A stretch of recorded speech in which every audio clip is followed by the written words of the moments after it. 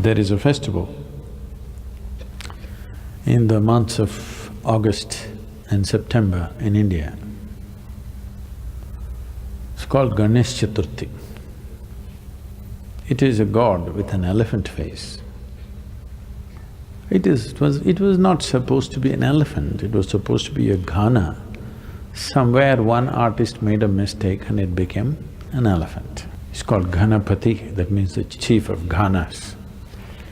So, they will make an image of Ganesh with clay, unburnt, and then they will paint him up nicely. Some people do without paint, some people will do with paint.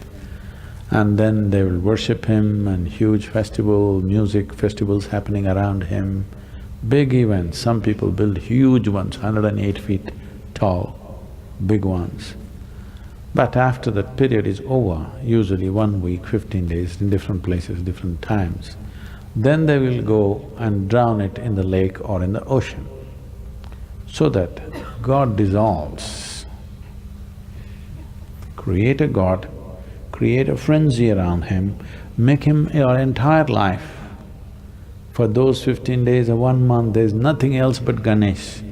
We eat what he eats, we only like what he likes, everything is about him, but then one day we'll dissolve him. Once he's dissolved, he's done. It's the only culture which is still conscious that God is our making. So, he is the symbol of intellectual activity, because he wrote great scriptures, and the sage who dictated the scriptures to him, the challenge for him from Ganesh was, he should not pause in the dictation. He must continuously speak and he will continuously write. He said, if you pause, I won't write further. It's a test for the sage, whether what he's speaking is really a fountainhead of his being, or is it something scholarly that he makes up in his head. So Ganesh said, only uninterrupted dictation, if you do, I will write. If you pause somewhere, once I keep my pen down, I will not write again. So sage Vyasa spoke uninterrupted. It went on for months on end. Ganesh wrote without missing a single word, the best stenographer you can have. He is the symbol of human intellect. This is very symbolically right, because this is the nature of your intellect. You can use it to consciously imagine something. Wonderful imagination, a man with an elephant head. An elephant head because that's the biggest head you can find on the planet. That means lots of brain. So, the symbol of human intellect, dissolving him is the symbol that if you use your intellect right, you can dissolve the world.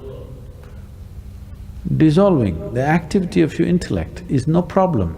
Once you dissolve the world with your imagination, switching off the imagination is not a big problem. You can obliterate the universe with your imagination. In your experience, universe will not exist if you create a powerful imagination. But then, switching off the imagination is a much simpler process. If the imagination is consciously developed, turning it off is easy. Right now, bits and pieces of imagination happening unconsciously, it looks like it's impossible to stop it. So the entire festival is symbolic of this, that we create him, and you must see the festivity that happens around him. Usually, he's kept in public places. In every home, it'll be kept, private ones.